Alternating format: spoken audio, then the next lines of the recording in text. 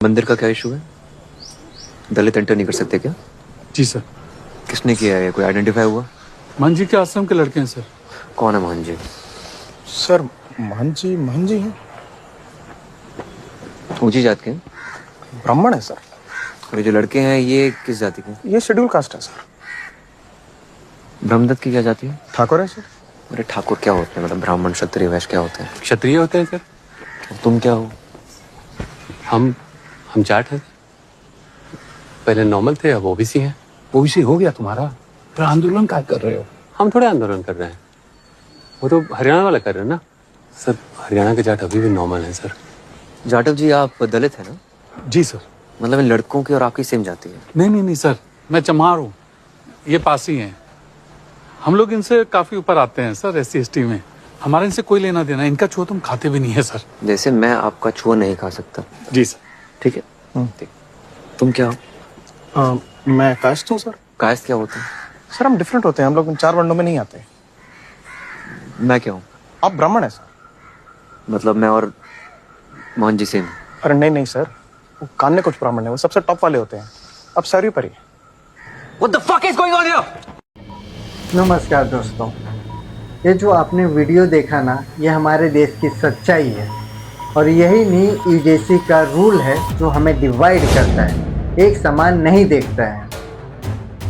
एक मिनट सोचो दोस्तों, अगर तुम्हारे कॉलेज में सिर्फ एक कंप्लेंट आ जाए बिना प्रूफ के, बिना हेयरिंग के, और अगले दिन तुम्हारा नाम कमेटी के सामने हो, अगर कंप्लेंट SC/ST या OBC हो और सिर्फ तुम जनरल कैटेगरी से बिलोंग करते हो, तो सिस्टम क्या तुम्हें पहले ही दोषी मान लेगा? एक एग्जाम्पल लेते हैं, एक लड़की है जो SC और ST कास्ट की है समझो, और जो जनरल लड़के को जो है प्रपोज करती है और जो लड़का है वो मना कर देता है, तो लड़की जो है वो डायरेक्टली जाके केस कर सकती है और लड़का कुछ भी कर नहीं सकता। यही जो है नया UGC का रूल कहता है। और अगर तुम SC हो और सच में डिस्क्रिमिनेशन हुआ हो पर प्रोसेस से क्लियर ना हो, तो क्या तुम सेफ महसूस करोगे?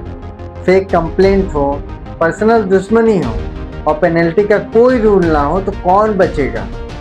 कॉन्स्टिट्यूशन जो है इक्वलिटी बोलता है, पर सिस्टम क्लैरिटी ना दे तो जस्टिस का मतलब ही क्या है? ये सवाल इमेजिनरी नहीं है दोस्तों, ये आज के कैंपस की जिंदा रियलिटी है। तो चलिए आपके सब सवालों का जवाब देता हूँ। वीडियो को एंड तक देखिए और आपको पूरा पता चल जाएगा कि UGC का इतना गर्मा गर्मी लेके क्यों हुआ है। 2026 में UGC के नए इक्विटी रेगुलेशन लेके आता है। इसका गोल था कास्ट बेस्ड डिस्क्रिमिनेशन को रोकना। आइडिया स्ट्रॉन्ग लगता है, पर जैसे ही इम्प्लीमेंटेशन की लेयर खुलती है, कहानी कॉम्प्लिकेटेड हो जाती है। जहां क्लैरिटी होनी चाहिए वहां बस और बस कंफ्यूजन रह जाता है। UGC के नए रूल के हिसाब से हर कॉलेज में equal opportunity centre, equity committee में SC/ST, OBC, वुमेन्स और PWD रिप्रेजेंटेटिव होना चाहिए, जो 24/7 कंट्रोल सिस्टम पे काम करेंगे, वो भी फास्ट ट्रैकिंग के साथ। पेपर पे सब कुछ अच्छा लगता है, पर प्रॉब्लम वहाँ शुरू होती है जहाँ आइडेंटिफिकेशन लिमिटेड हो जाती है, जैसे वीडियो में देखा जा सकता है। नरेंद्र मोदी नरेंद्र मोदी मुर्दाबाद, भाजपा सरकार मुर्दाबाद, भाजपा सरकार मुर्दाबाद, भाजपा सरकार मुर्दाबाद, काला कानून खत्म करो। UGC डिस्क्रिमिनेशन को डिफाइन करता है सिर्फ कास्ट के ट्राइब के बेसिस पर। SC/ST, OBC के खिलाफ डिस्क्रिमिनेशन मतलब जो जनरल और नॉन रिजर्व कैटेगरी है, उनके लिए कोई भी इंस्टीट्यूशनल प्रोटेक्शन का स्कोप क्लियर नहीं है। इसकी वजह से क्रिटिक्स बोल रहे हैं रेगुलेशन हायरार्की और प्रोटेक्शन क्रिएट करता है। इंटेंशन जो है प्रोटेक्शन का है, जो पर परपेशन जो है डिवीजन का बन गया है। जैसे कॉलेज के युवा जो है डिवीजन के हिसाब से प्रोटेस्ट कर रहे हैं।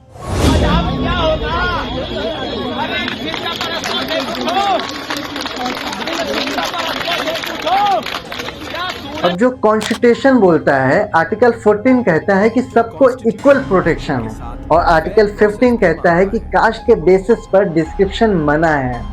आर्टिकल 21 कहता है डिग्निटी प्लस फेयर प्रोसेस होना चाहिए, राइट टू लाइफ। कॉन्स्टिट्यूशन सिर्फ प्रोटेक्शन नहीं है, ये फेयर प्रोसेस भी गारंटी करता है। अब ये सिर्फ थ्योरी नहीं है दोस्तों, ये न्यू दिल्ली से मेरठ, हरमपुर, सहारनपुर, अलवर और मातबुनी तक प्रोटेस्ट हो चुके हैं सिर्फ ये यूजीसी के खिलाफ। SC ST OBC ग्रुप बोलते हैं पहली बार सिस्टम ने हमें इंस्टीट्यूशनल पावर दिया, और जनरल कैटेगरी स्टूडेंट बोलते हैं हमें इस सिस्टम से इनविजिबल कर दिया गया है। यहीं से मूवमेंट जो है स्प्लिट हो जाता है।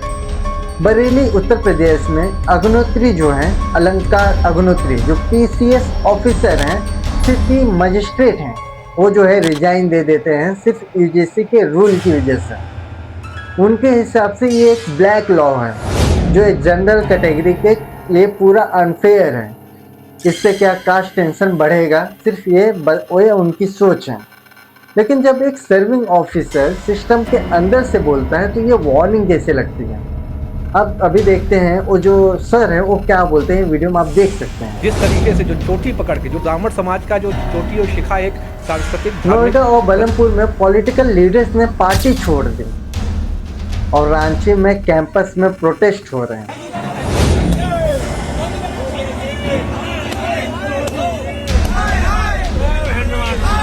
अब जो सुप्रीम कोर्ट में इसकी PI जो है फाइल हो चुकी है, उनकी डिमांड क्या है?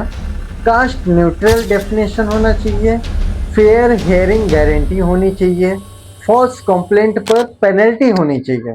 अब फैसला जो है कोर्ट में गया है। दोस्तों डिस्क्रिमिनेशन जो है ना रियल है, ये पेन जो है ना ये रियल है, पर प्रोटेक्शन अगर क्लैरिटी और फेयरनेस के बिना किया जाएगा तो जस्टिस कम लगेगा और फियर ज़्यादा लगेगा। हर इंसान चाहता है कि उसकी dignity, fair hearing, real protections और मिस यूज पर एक्शन होना चाहिए। तो दोस्तों इसका सोल्यूशन ये है कि कास्ट जो है ना पूरा न्यूट्रल होना चाहिए। इसका जो भी जैसे SC हो गए, ST हो गए या OBC है या जनरल है, अगर कंप्लेंट आती है तो पहले वेरिफिकेशन करो, फिर हेयरिंग करो, फिर एक्शन करो। पहले आप वेरीफाई करो कि वही पर्सन था, कोई दूसरा पर्सन तो नहीं था, फिर उसके बाद सबको बुला के हेयरिंग करो, फिर एक्शन लो। डायरेक्टली कंप्लेंट मत थोपो, फेयर हेयरिंग करो। कंपलसरी रूल किसी को भी स्टूडेंट को बिना सुने गिल्टी मानना सही नहीं है। ये सिर्फ लॉ नहीं है, नेचुरल जस्टिस का एक बेसिक रूल है। फॉल्स कंप्लेंट पर स्ट्रिक्ट पेनल्टी होनी चाहिए। जहां रियल विक्टिम को प्रोटेक्शन मिले वहां मिस यूज को भी रोकना जरूरी है। फॉल्स कंप्लेंट अगर कोई करता है तो उसके खिलाफ स्ट्रिक्ट एक्शन होना चाहिए। इससे डर कम लगेगा और सिस्टम पर ट्रस्ट ज़्यादा बढ़ेगा। और जो है ट्रांसपेरेंट कमिटी होनी चाहिए। कमिटी सिर्फ रिप्रेजेंटेटिव नहीं होनी चाहिए, वो ट्रेंड होना चाहिए, अकाउंटेबल होना चाहिए, ट्रांसपेरेंट होनी चाहिए। डिसीजन जो हो ना लिखित में हो, वो रिकॉर्डेड भी हो और जिसे सुना भी जा सके और देखा भी जा सके। ऐसा जो है पूरा ये होना चाहिए जो रिकॉर्ड करें। और अवेयरनेस ऐसा करो कि वो फियर कम लगे और प्रोटेक्शन ज़्यादा लगे। कैंपस का गोल सेफ्टी होना चाहिए, साइलेंस नहीं। स्टूडेंट के लॉ से डरना नहीं चाहिए, लॉ को समझना चाहिए।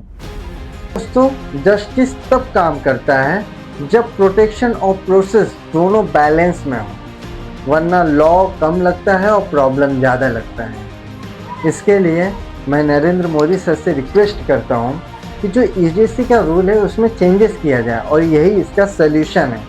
सबको एक साथ और सबका एक विकास के हिसाब से काम किया जाए। जय हिंद।